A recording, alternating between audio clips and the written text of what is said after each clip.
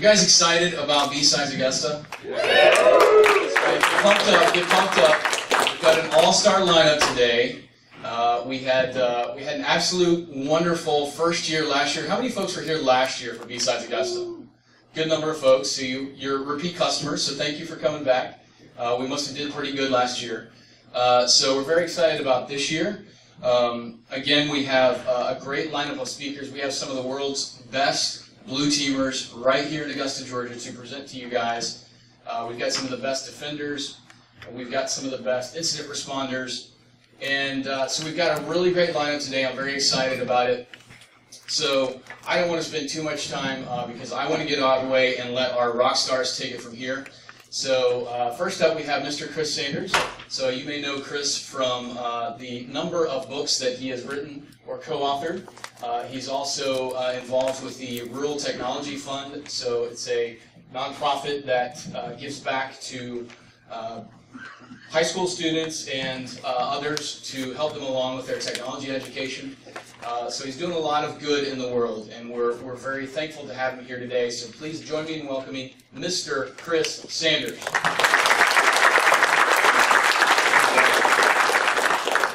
All right. Thank y'all for having me. Thank y'all for coming out to B-Sides, and certainly to see me talking on a Saturday morning. There's a lot of things that arguably better things that you might be doing, but I'm glad y'all are here. Also excited to be in the blue team room, excited to be around blue teamers. I try to make fun of the red teamers as much as possible. I assume as soon as we left, they all put on ski masks, everything you want to do in red team scenarios. So. They could be in hoodies. Hoodies as well, yeah, sure, absolutely. So real excited to be here, real excited to give this, this talk. Again, Doug told a lot about me. My name's Chris Sanders. I really enjoy blue teaming, information security, network security monitoring. That's my day job. When I'm not doing that, I'm a barbecue guy. I used to have pictures of myself on here. Realized I'm already standing here. People don't want to see me, so I put pictures of pulled pork and ribs. Because why not? And it's Georgia, right? Georgia probably has the best barbecue. Yeah! I'm from South Carolina, and I say Georgia has the best barbecue. I don't know. That mustard-based sauce, I don't know about it. Aside from that, I do direct the Rural Technology Fund. I started that in 2008, recognizing that I was from a rural area that didn't really have a lot of opportunity for folks who were interested in high-tech careers.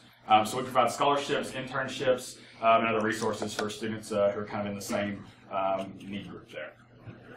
As far as my career, I got my first real job in security working for the Army Research Lab. I worked for the Department of Defense in that capacity, and then later on for SPAWAR, helping set up and run different portions of security operations centers in that capacity. Got kind of tired of the government bit after a while and decided to go into the private sector. So I worked with a company called Guardians for a while. If you're familiar with SANS, Guardians was started by a few of the SANS faculty, mostly an offensive penetration testing shop. But with some defensive blue team work as well, and that's what I kind of focused on while I was there, while also kind of dabbling in the offensive work, which I feel kind of really helped enrich my blue team level of expertise. Beyond that, after that, I went to Maniac right about the time of the FireEye acquisition. I lead a small team within a bigger product group there. The product is called the Threat Analytics Platform, and I lead the Intel-based detection portion of that team. Which I think our product group is pretty well represented here today. I think there's sort of 5 or 6 of us here, so always excited for that. As Doug said, I've written a few books. I know it's early in the morning and people are sleepy, so I'm going to try to wake people up by giving away one of these. Now, I've got 2 of them to give away. One's going to be given to a volunteer later, so if you might want to volunteer, be thinking about it. I'm going to give one away now with a trivia question. So if you want to copy the book, this obviously just came out recently. Practical Packing Analysis, the second edition came out in 2011, with the third planned for next year. So, for the first edition, does anybody know, and I'm going to go with the first hand I see when I finish the question, does anybody know when the first edition of Practical Packing Analysis was released? 2006. Nope. 2008. Nope. I saw you. 2009. Nope. I saw you. 2007. There we go.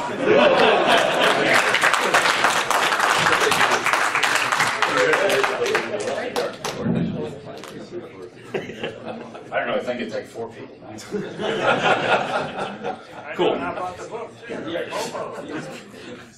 So yeah, if you're, I'm not going to harp on this too much, but if you're at all interested in what I talk about today, a lot of it's kind of discussed in some degree in the new book, which is written with my co-author Jason Smith, just sitting in the audience right there. Okay, so today's a pretty fun talk. It's a little different than a lot of things I've talked about. It's a little less in the weeds technical. It's a little higher level. And I generally like to give a sentence that says what you're going to take away from the talk. In this case, it's how to make better technical decisions in any kind of security analysis. I'm a network security monitoring guy, but I think a lot of what I talk about today is applicable to many other types of security analysis, whether that's malware analysis, even security analysis of code, for instance, web application analysis, any of those things. But more or less, despite the very boring title of the talk, we're going to talk about some cool thoughts about analysis, about bias and how to recognize it and defeat it and improve analysis in really any security situation. My disclaimer I give here is I'm going to talk about a lot of things I'm probably not really qualified to talk about. Specifically, kind of matters of the brain, some things that kind of delve more in psychology than necessarily in security. So while I've talked to quite a few psychologists and psychiatrists as well in researching some of this stuff, that's not actually what that's not what my degree is. So take that with a grain of salt for what it's worth. So we're going to start this with a very personal story about an instance in which bias really affected me personally. This story happened in, I guess it was February or March, and it starts at about 2 a.m. Unlike the red teamers, I go to bed at a reasonable time, which is about 10 o'clock. So I'm asleep at 2 a.m., and then I wake up with a horrible stomach ache. And I don't mean just like the normal stomach ache, like something was wrong. Like I felt like I was going to die for some reason. I'm very fortunate, very blessed. My wife is actually a family medicine doctor, so finally I tried to tough it out for a while and man up and just take it. But then I just couldn't. So I roll around, honey, wake up, something's wrong. Stomach's killing me. It's not like sick pain, just like a real throbbing pain. Don't know what to do. So we talk a little bit, and she's like, "Oh, it sounds like there's something wrong with your gallbladder." Right? And she's a doctor. I trust her. I'm like, "Okay." She says, "Well, just to make sure it's not inflamed or something like that, we probably need to go see someone now." So we end up at the ER. Fortunately, not the ER that these guys were working at, but we end up at the ER, and I see a doctor there. So he does some tests, does some questioning, checks my blood, decides my gallbladder is probably not inflamed, but he thinks there's a gallstone there, right? If you ever had gallstones, then you probably know it's not a pleasant thing. So he's like, "I think you have a gallstone. We want to ultrasound it. We can't really do that here right now for some reason." So they were sitting me basically, they said, "Tomorrow morning, go see your family doctor, and they will get you into an ultrasound." So that's what we did. Although my wife's a family doctor, for ethical reasons, she obviously can't see me as a patient so much. So we went to see one of our good friends who saw me and referred me for the ultrasound. I'm pretty sure ultrasounds are mostly magic. This is not my ultrasound, but this is what a gallbladder is supposed to look like on an ultrasound. I guess I don't know if this space is the gallbladder, that space is. I don't think they do either sometimes. But anyway, I got the ultrasound. At this point, the family doctor said she thought she agreed with that kind of initial diagnosis. I got the ultrasound. The tech who read the ultrasound was like, "Oh yeah, your gallbladder's there and it's full of stones." Right, which is not a real big deal. It's full of stones, so you probably want to have it out. Fair enough. So at this point, again, my wife thinks it's the gallbladder. The ER doctor felt like it was that. Family doctor agreed. Radiologist basically confirmed that. Right, that's what he tested for, and that's what he confirmed. So I went to see a surgeon. And if you've ever been to a surgeon before, the one thing they love to do is cut. So he said, "Let's cut it out," without hesitation at all. So sure enough, I'd never had surgery before other than having my tonsils taken out when I was in kindergarten. So I was like, "All right, let's do some surgery." So they got to use the cool little Da Vinci robot, cut in there and get in there and take it out. So that's all fine and good. I wake up after the surgery. Doctor's standing there. That's weird. I expected a nurse. Doctor was standing there. He said, "Well, you're okay." That's good. "But there's a problem." Not the first thing you want to hear when you wake up after surgery, especially when you're under the effects of anesthesia to some degree. He said, "Well, we went to take out your gallbladder and we couldn't do it." "Okay, why not?" He said, "Well, Chris, you are one of the 0.02% of people in the world who are born without a gallbladder."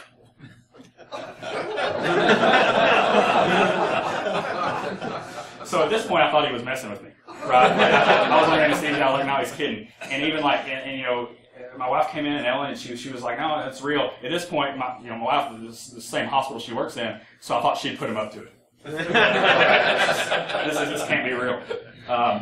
But sure enough, after I went home and slept it off and woke up out of the anesthesia, my wife was like, "No, really, you were born without it." Matter of fact, Here's the proof. This is me. This is a very personal story. This is my liver, this big thing here, which I'm very proud of, very nice looking liver. I try to say so myself. And this is where the gallbladder is supposed to be. I don't think most of you, like I can say it could be anywhere, you'll probably believe me at this point. Same with the doctors and me. But this is where my gallbladder is supposed to be. And it wasn't. So, more or less, again, I was one of the 0.02% of people born without a gallbladder. So, I use this all the time. I get to ask my surgeon, would this classify me as a medical miracle? And absolutely, yes. I try to get him to write it out on like a prescription pad so I can frame it. Didn't get that far. But anyways, this is relevant because it's a good example of bias. So the fortunate thing is that major stomach ache I had, it hasn't reoccurred. So whatever caused it, don't know, but as long as it doesn't happen again, I guess we're good. So that's a good thing for me. The bad thing is this is caused by a lot of bias. Right? There are many types of bias, and we're going to talk about them. But in this case, the three that I really think came into play were confirmation bias, outcome bias, and congruence bias. More specifically, to kind of sum those all up together, we had several doctors who thought it was one thing. We had a radiologist who said, hey, look for this one thing. And because he was looking for that thing, he found that thing. Going back and, talking to the surgeon afterwards, and he re-examined those ultrasound scans, he's like, no, I can see where this is kind of hazy. They don't know really what it was, gas bubbles, things like that in the intestines, it's hard to say. But because he was looking for it, he thought he saw what he wanted to see. Right, we've all heard that phrase before. And that's the example of confirmation bias. So that was the cause, and what caused that for me, it was really relevant for my life. The effect of that was obviously very negative, right? So I had recovery for what was essentially unnecessary surgery. The recovery was longer because once they got in there and couldn't find the gallbladder, they kind of had to root around and try to find it, which I mostly equate to being in a networking closet and trying to trace cables back. We've all done that. So it's here's some small intestine. I'm going to follow that, and that's not pleasant. So obviously there's some financial loss there, and quite honestly, it caused another type of bias, which is pessimism bias. And that for me says, even though my wife's a doctor and she'd like to hear this, it makes me have a little less faith in maybe, the radiology side of the house, right? And that's something I can't help, that's just based upon experience. That's how I feel about it. So that's an interesting personal story there. So I'll step back and kind of relate this less about me and more about what we all do as a job. Real quick, how many people do some type of analysis in their job? Just show of hands. So basically everybody. Great. Good room then. So analysis essentially is making judgments based upon data, right? Again, I talk about this in terms of network security monitoring, and that's one way to look at it, but you have a bunch of data, and a human interprets that data and makes a decision, right? That's essentially analysis without a fancy definition. Happens in a lot of different ways. This talk, again, is framed through the scope of network security monitoring. Real briefly, network security monitoring is kind of collecting network data, detecting bad things in it, pulling in a bunch of other data sources, doing analysis, human-based analysis, and coming to a decision on whether something bad has happened or not. It's everything leading up to incident response. So once I make the decision that incidents occurred, I hand that to incident responders, and they go do their thing. And that's a separate process. Right? Follow? Okay. So I mentioned collection, detection, and analysis, and that's something I call the NSM cycle. You collect data, you detect bad stuff in it, you perform analysis to determine if something bad has happened. Right? And it's a cycle, and one feeds into another. I don't really think that's necessarily how those things have evolved over time and that linear cycle. I think there's been different emphasis in those areas specifically. I think originally, in the past, most people were in this detection era where folks just realized I could detect bad things in massive piles of data. Right? And that was good. That's when you had things like Snort that came out and you were able to do intrusion detection really kind of robustly. The thought pattern at this time was collect as much data as possible so I can perform as much detection as possible. And that worked for a while. It didn't work forever because for a couple of reasons. The biggest of which is that networks got faster. Right? We can't, 20 years ago we could collect all the data in our network and store it for at least a little bit of time. Nowadays, even on smaller networks, we can't necessarily collect data and store it for more than even a couple hours in some cases. When we talk about very robust data types like full packet capture, for instance, or log data types from a ton of different logging sources. Even just a simple bro sensor, you fire it up on a medium-sized network and you're going to be screaming for resources pretty soon. So now that's kind of into the collection era. And this is the era when folks really started thinking about the data they were collecting and kind of gearing that more towards the goals of their detection processes. Right? So instead of saying I want everything, I only want things from maybe these ports. Right? Or I only want these data sources for this amount of time. Right, and there are a couple different ways to do that. Generally, it's going to be some type of risk-based approach where I'm going to say, as an organization, my biggest fear is XYZ happening. You know, all my web servers crashing because I measure downtime on web servers by millions of dollars per second, like at Amazon.com or something like that. And then you translate those to technical risks, right? So I want to detect attacks against these devices from these types of threat actors, whether they're more casual attackers or more sophisticated attackers. And based upon that, I'm going to define my collection strategy. And that's where I think we are right now. It is kind of this collection era for most people, and that's where a lot of people are just entering it, where they're really starting to think about what data sources they should use, and some are kind of in the middle of it, where they're really kind of getting through the weeds, and some are more towards the end of it, where they really started to nail down what data sources they want. My talk yesterday at Security Onion Con was kind of in this area. How many people in this room were at Security Onion Conference? A lot. Woo! That's great. I hope you all enjoyed the talk yesterday. So this talk, as promised yesterday, is more about the future, and that's what I call the analysis era. And this is an era where folks, they're detecting based upon a very solid collection strategy, and then it's kind of then what, right? We have this great collection strategy. We're only getting the data we need. We've got really robust detection with all the great tools out there, like Circata and Bro, and some of the statistics-based stuff, and that's great. But how do I do analysis better and faster in order to get to that decision of whether something bad happened or not, right? So an interesting study that kind of led me into this talk was done by Kansas State University. Do we have Kansas State people in here? I didn't go there. Okay, good enough. I'll take it. So an interesting Kansas State study is going on right now. It's ongoing, but they've released some preliminary papers and findings. And basically what they did is they got a bunch of anthropologists together. And they said, we want to send these anthropologists and put them in a security operations center, and we want to have them kind of learn the culture and basically do an anthropological study of kind of how that works, right? And anthropology is kind of the study of culture, so it's SOC culture, so to speak. And there are a lot of interesting findings. I highly recommend reading the paper. If you Google it, you can find it, or I think I have a URL maybe later in here. But the quote here that I thought was fascinating said, the SOC analysts often perform sophisticated investigations where the process required to connect the dots is unclear even to the analysts. Right? To me, that's unacceptable. I don't think that that's a good thing. And from my experience in SOCs, it's certainly true. Right? All the guys who are good at analysis, if you ask them how they do it, they generally can't tell you. Right? More often it's, hey, just watch me. Sit and shoulder surf for a while, and you'll pick it up. And while that's certainly reasonably effective in some cases, it's not the greatest. And that creates a situation and a scenario where we have tacit knowledge. When I say tacit knowledge, that's saying it's knowledge that cannot be codified kind of into words. Right? And that's a problem, because really, when you think of collection, detection, and analysis, everything we do leads up to this human analysis point where we are making these decisions. If we can't tell people how we make these decisions, and thus train people on how to make these decisions better, I think we're kind of not doing the best job we can do. Right? That's a problem for me. So that's kind of why I wanted to think and talk a little bit about kind of this analysis era moving forward. The good thing about this is that we're not alone in it. Right? When we talk about thinking, which is what this really is, for lack of a better phrase, we're not the first people that really have to look inward and do this. Right? I've talked about the medical field already quite a bit, but it's one of those where they've really had this revolution in the past, kind of between like 1900 and 1960 or 1970, where they really started looking inward and defining their diagnostic methods. How they get from symptoms to testing for things to a diagnosis, right? Which isn't really too different than what we do. We have symptoms and alert. We do tests, looking at data and ruling things out, and then we do a diagnosis. Is this an incident or is it not? Right? Very similar. And there's similar stories in legal and scientific fields as well, like physics fields, chemistry, astrophysics, etc. You can find similar parallels. So that's good. So we don't have to reinvent the wheel here, right? We can look at how a lot of these folks have kind of thought about how they think and apply some of those things, which is what I'm going to kind of talk about a little bit here. Again, another field that's probably more relevant to a lot of us is traditional military intelligence, right? We talk about threat intelligence like this new sexy thing, but it's been around for thousands of years, really.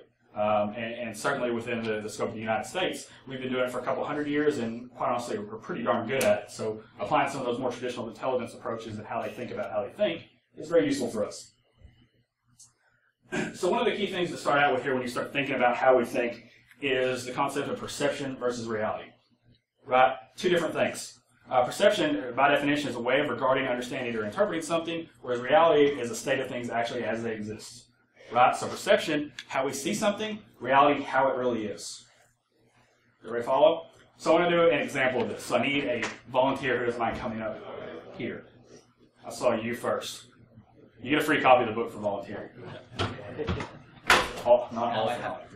Yeah. So I need you to, what's your name, sir? Pete. Pete. All right. So I need you to stand right here and face the screen.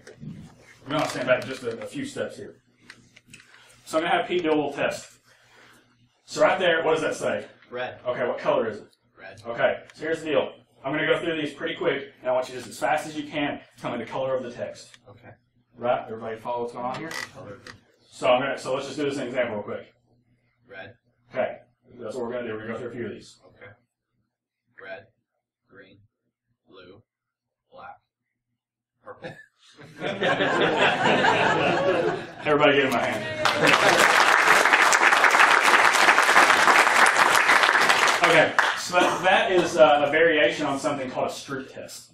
Have anybody ever heard of a Stroop test before? You've seen Mythbusters. You might have seen them do one of these actually recently. So it was developed by John Stroop in 1935, and it's used to measure cognition.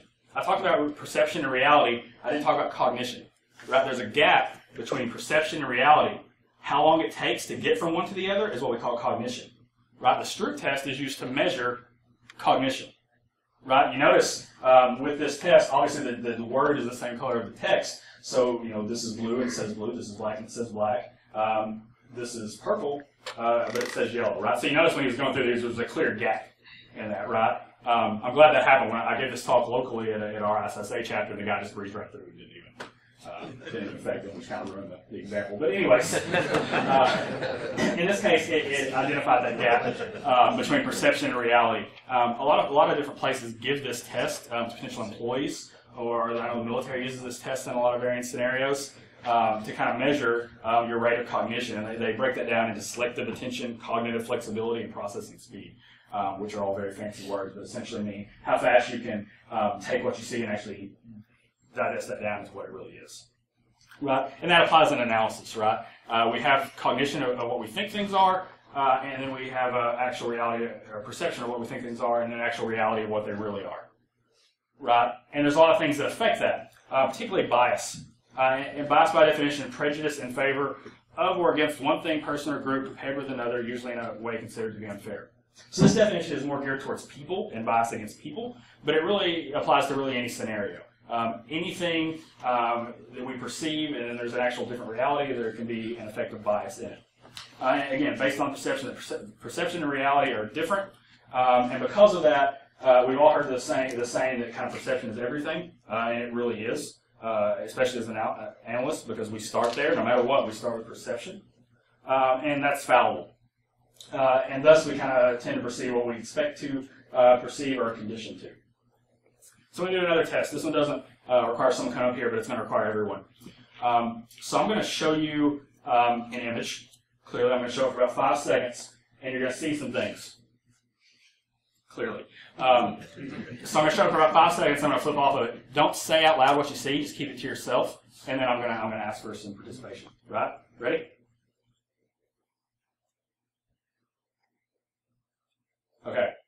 Show of hands, how many people saw the saxophone player? Everybody? Okay. Okay, show of hands, how many people saw the face?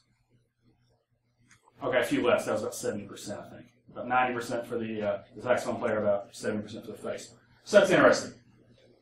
So I'm going to do a different one. I'm going to show you a picture of a white vase for a couple seconds. And I just want you to see if you see it, right? Okay. Who saw the white vase? Everybody? Did anybody see anything different? This one always doesn't work as well. Okay. Fair enough. These don't work as well in person as they do online for my testing, which is interesting. But anyways, so this is an example of conditioning to see things, right? Obviously, for the first picture, I didn't tell you what to expect, so different people saw different things. It was pretty close, a lot closer than my control groups, but generally speaking, in this case, y'all would have been in the second group for the no prompt. Y'all were about 90 and 70, which is about what I've seen more in person. When I did prompt, 80% saw the face and 12% saw the saxophone player, which is interesting divergence of those statistics.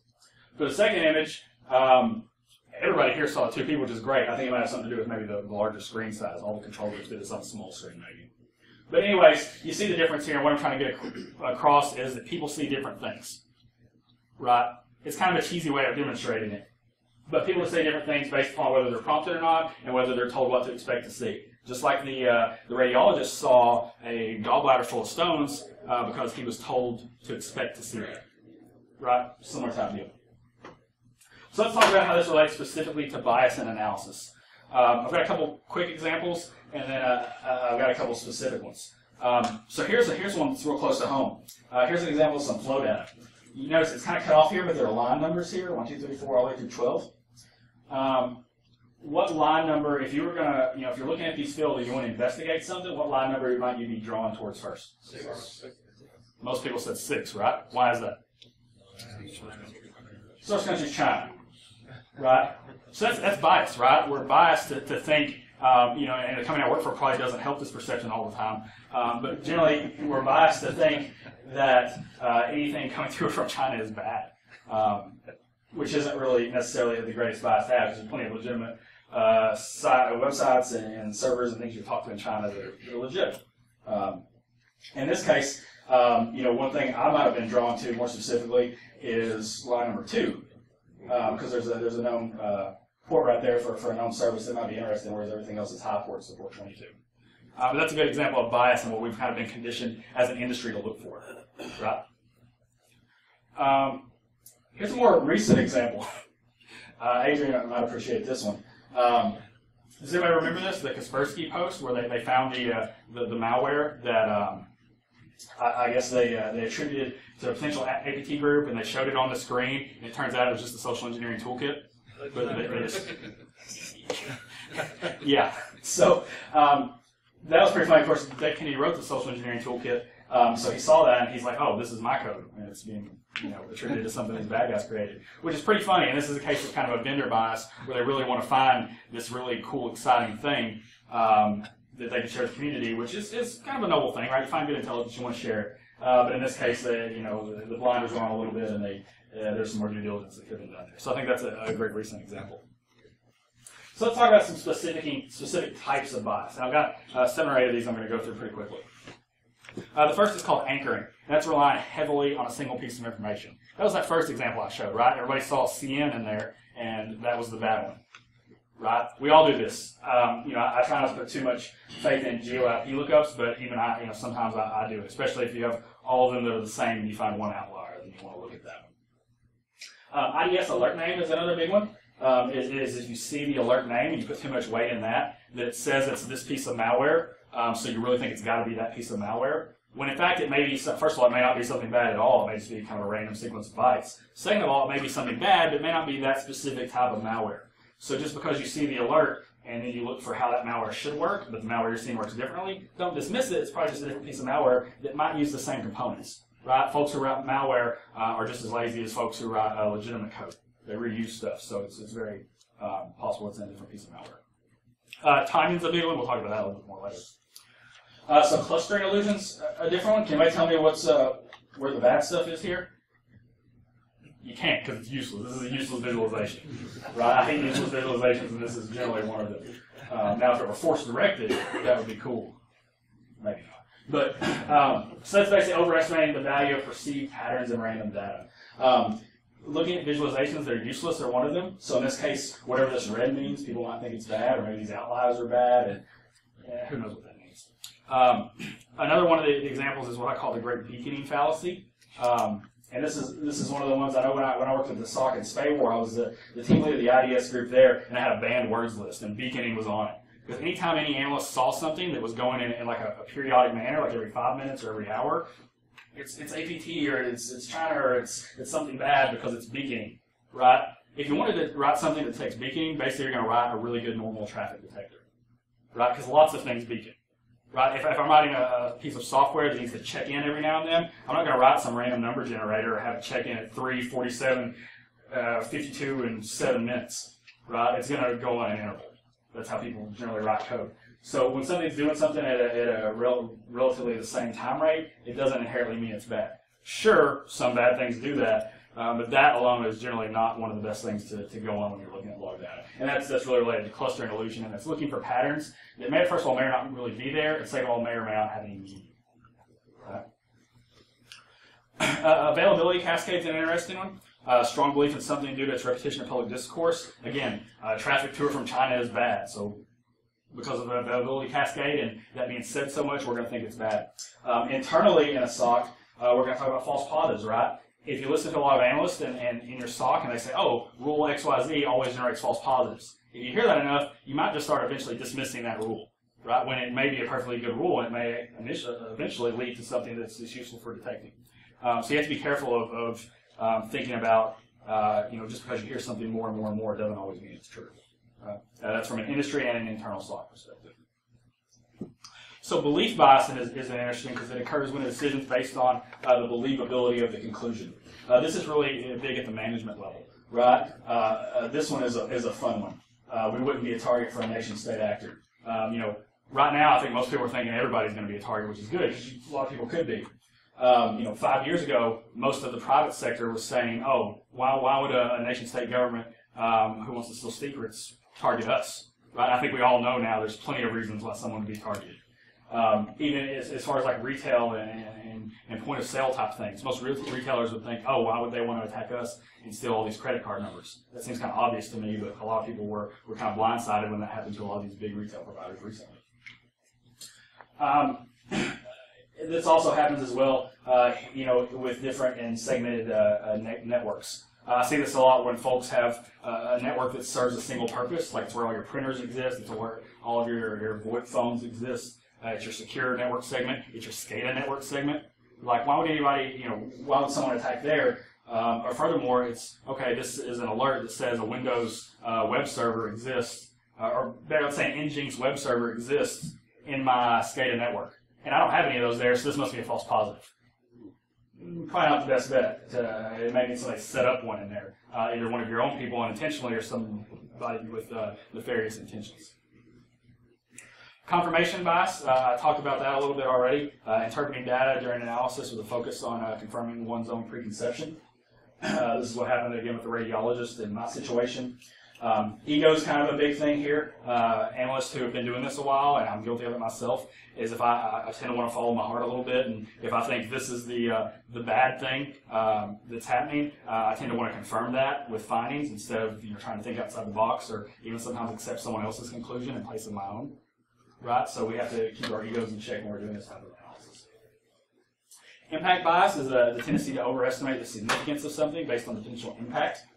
A couple things I see really big that kind of contribute to this are the naming of a signature and alert and lack of experience. Right. So in this case, if I have an alert that's named, APT1 backdoor, and I'm a junior analyst, I might think, oh man, this could be a really big deal. I need to spend 3 days analyzing this. Right. Even though it may be very clear that it's a false positive. Right. So, and this goes both ways. It's as opposed to APT backdoor, it could be, PHP remote file include. Well, this is this is something I see all the time, and this is just a web server that's sitting outside our DMZ, so it's probably not worth my looking at or spending a lot of time on. Little impact, right? Of course, I think most of us, especially in this room, know that some of these things that are of somewhat initial lower consequence could lead to things that are bigger, right? So that's something to keep in mind there. Irrational escalation is an interesting one. It's also called sunk cost fallacy or gambler's fallacy. It's to say that just because I've spent, all day analyzing this thing, I should probably spend an extra 2 or 3 days just to make sure because I've already spent all this time. Otherwise, that time's wasted. This is a really easy trap to fall into, and generally when you fall into it, you're not going to realize it. I've done it before as well. Most people just don't like to think that the time they spent doing something is wasted. Generally, I'm of the opinion that if you're ruling something out as a true positive, it's not wasting time, it's doing your job. And that kind of equates to most of your job in a lot of cases. Framing effects, a good one. Interpreting information differently based upon how or from whom it was presented. This is a big cultural thing within the Security Operations Center. We all have social cliques in those environments. We see folks of varying levels of expertise. Just because this junior analyst tells me something, I may ignore it, whereas if a senior analyst tells it to me, I may actually internalize it and do something with it. That's something to watch out for. Obviously, it's natural you want someone less experienced. You may put a little less faith in something they say in that regard. That's to some degree natural. But when it gets down to like a click-based thing, I think this guy's a jerk, so I think what he's saying is wrong. That's when you got to kind of watch out, because then you miss things, right? I've done that. Lots of people do that. That's also a good way to alienate newer analysts in your organization if you don't watch out. You certainly don't want to do that. Overconfidence effect. We've kind of talked about this a little bit. I like to talk about the 99% paradox. Generally, when people, I read a study that said when people say I'm 99% sure this is right, that means they're wrong generally about 40% of the time. Right? So that's an interesting to watch. But it's related to overconfidence when there may be data that suggests otherwise. We all have egos. Nobody's without one, but it's another one that plays with you. And pro-innovation bias is the last one we're going to talk about in the scope of biases. And it's optimism based upon one's own inventions being involved in the analysis. And this is especially critical in what we do, because in blue teaming, we write a lot of our own tools. First of all, we write our own signatures, we write our own tools, and because of that, we kind of want to use them a lot. Right? When I write code, I want to use it for everything. Fair enough, right? But sometimes not all tools are going to be the best for every scenario. If I write a signature, of course I want to believe it's going to be the best signature ever. I write rules to some degree for a living right now, and so when someone tells me it's a false positive, it kind of hurts me right in the feelings here. But you have to realize that you just can't. You just have to watch that. It's another ego thing there. So I listed a lot of bias here. I think I went through maybe about 10 different kinds. If you go to Google and go to Wikipedia and search for list of cognitive biases, there's a page called that. It has over 100 types of bias listed. Right? I picked a few of the ones that I see the most in stocks and the ones I think are most impactful to us, but there's over 100 of them, various different kinds. So that's kind of a big challenge, right? It's all related to our mindset and analysis. A mindset itself is not a good thing, it's not a bad thing, it's just a thing, right? It's just something we have to be aware of when we try to overcome these biases. So what can we do? I guess that's the big thing. I've explained the problem, so I wouldn't be doing any justice if I didn't say how we can work on fixing it. First of all, is admitting, again, a mindset is not a good thing, it's not a bad thing, it's just a thing we have to deal with. Preconception and bias also cannot be fully avoided. Right? They're going to happen, they're going to happen for a number of reasons. They relate to your parents, your friends, your social background, your economic background, the country you grew up in, the country you're born in, the country you live in now, even so the states. Right, so someone raised in South Carolina may do things a lot different than someone raised in New York City, for instance. A lot of things go into that, and we can't always control that. So therefore, I think there's three things we can do. The number one thing is develop repeatable analytic technique. That's converting that tacit knowledge I talked about earlier to something that can be more easily structured and kind of taught, so to speak. And the other two kind of relate, and that's recognizing key assumptions and then allowing those to be challenged. Right, so when we produce reports, whether it's an NSM report or something like that, the result of an investigation, we need to identify the assumptions we're making and then let folks challenge those and be kind of okay with it. So the analytic technique, there's generally a three-step process, right? We have an input, a lot of times it's an alert, and then there's an investigation, and then we have the option to escalate it. So that's pretty basic, that's pretty high level, and that's not quite as deep as we want to get. So there's a couple options here. Two of the big options I've looked into are things called relational investigation and differential diagnosis. These are actually taken from other fields. I talked about this is not just our problem. These are methods taken from other fields that we can then use to enhance our own analysis. Right? So I'm going to go into these just very, very quickly. If you're really interested in them, I have blog posts out, and the book covers them a bit too. But one of these is called relational investigation. I think we've all seen cop shows like NYPD Blue and things like that, where they paste all the 8x10s of people and put receipts on the wall and draw the strings in between them, right? That's relational investigation is what that's called. It focuses on entities, relationships, and kind of the interaction between things. Here's kind of a scenario of what that would look like, right? So you're investigating a primary set of subjects, identifying how they relate to each other. Ideally, at that point, you're also identifying things that might relate as a secondary relationship, and you're building webs, more or less, investigating additional degrees of subjects and building a web of how everything works together. right? Starting small, going bigger. That's how you go from something like this, which is a snort alert for a PDF file download, to something like this, where you see that PDF file drops a bad file, to something like this, where you see that bad file was dropped, opened up a back door, and an attacker used it to attack a network. Right? I'll make these slides available, so don't worry about trying to digest all that now. The other option here is differential diagnosis. This is borrowing from our friends in the medical community. And it kind of relies, if you've ever seen houses, that's why I have a picture of a house up here, right? They always have these really complex scenarios, and they put them on a whiteboard, and they list all the possible solutions, and do testing to kind of remove the ones that don't fit. Right? Anybody ever seen that? Show of hands, have you seen that? Yeah, lots of people. Okay, so differential diagnosis basically works like this. You identify and list the symptoms, consider and evaluate the most common diagnosis first, list all the possible diagnoses, prioritize them, and start eliminating them based upon candidate conditions. Right? So very simply, so you have a scenario, you have an alert. I think it could be, okay, it could be 5 of these possible things.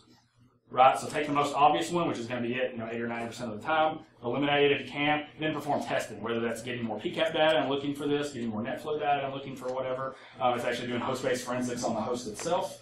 Potentially that. And you start eliminating things until hopefully you're only left with one. Again, I have some examples of this on the blog that you can read through. They're more detailed. The last thing I'm really going to talk about here is incident M&M, stands for morbidity and mortality. This is borrowed from the medical field. Created by someone called Dr. Ernest Codman at Mass General Hospital, which is basically Harvard's hospital. He was a surgeon in the early 1900s. And he more or less realized that they weren't doing a good enough job in cases where people were dying or having bad outcomes. So not doing a good enough job of basically doing kind of an after-action thing and talking about how that happened and making it better. So he started morbidity and mortality conferences. And this is basically where a surgeon would get up when they had a patient who had a bad outcome or died, and they would talk about their process from diagnosis to surgery and everything they did. Then their peers would do some strategic questioning of that, and from that, hopefully you could produce an after-action report that would help everybody be better at their job. So this is something that was actually adopted and is used all over. My wife is a doctor, does this now. She has one she has to attend every month. It didn't go so well for him at the time. Surgeons at the time were pretty confident and didn't like having to be questioned, so he got summarily fired after he came up with this idea. But he went on to have a pretty long, distinguished career talking about it. Good enough. For an incident, morbidity and mortality, it's kind of the same thing, but in this case, the handler or the analyst kind of presents the case, and people will then, pile on and give some alternative analysis. So there's several different alternative analysis techniques. These are the godfather of this was Richard Cheever Jr., who was an FBI intelligence analyst who wrote a really great book called Intelligence for. I just blanked on. It's in the notes. I'll send it to you later. He wrote a really great book on intelligence analysis for government and military folks, and this is very, very helpful. So there are a couple different techniques right here. I'm a little shorter on time, so I'm not going to go through them. But basically, there's methods of strategically questioning folks during this kind of M&M process. Right? Because you want to make sure you're doing that in a constructive manner. Because not everybody, especially those of us with a little bit of ego, certainly don't like to have their methods questioned in a way that's not constructive or positive for the whole group. Right? That makes sense. So there are a couple of those. I'm going to skip through those now for the purpose of time. A couple of best practices for these M&M conferences. I used to conduct these at SPAWAR when I ran part of the SOC there, and they were very productive. I think Jason would agree. He worked for me in the SOC there, and they definitely helped our quality of analysis. I'd say you limit the frequency of them, especially initially. They require a strong mediator because those things can get kind of heated at times. You want to set expectations, obviously, on what this purpose is. This isn't tied to someone's pay. This isn't tied to their job success. This is just something we do to make everybody better, because everyone working together obviously is going to achieve quite a bit more. And the big thing at the bottom, I guess, is writing it down. These things are useless if you don't produce an after-action report. I generally recommend that the person who's giving the presentation takes feedback from all the other folks and produces that report, says what they would have done differently, if there is anything, and how that could be improved upon later on. So that's going to pretty much wrap it up for me.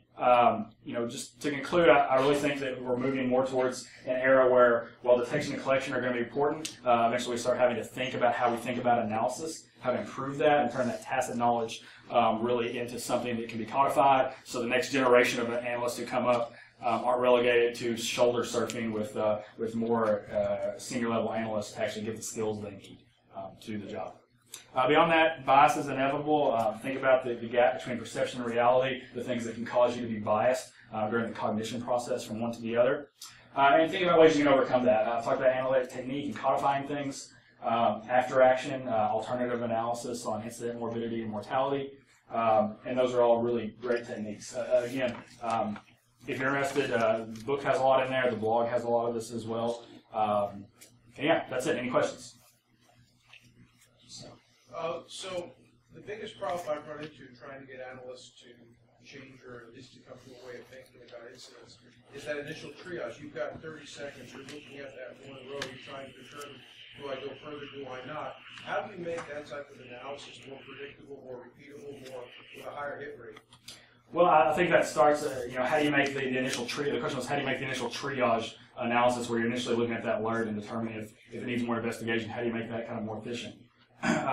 I think while there is some analysis part to that, I think it starts with good collection and good detection, making sure that you're presenting, first of all, presenting the analyst with enough context to make a good decision quickly. I'm generally of the opinion give the analyst as much information as they need, or maybe at least easily available to them to make that decision. So I think that's the big key there. That's almost, I would say, more of a collection problem with that initial triage. Makes sense?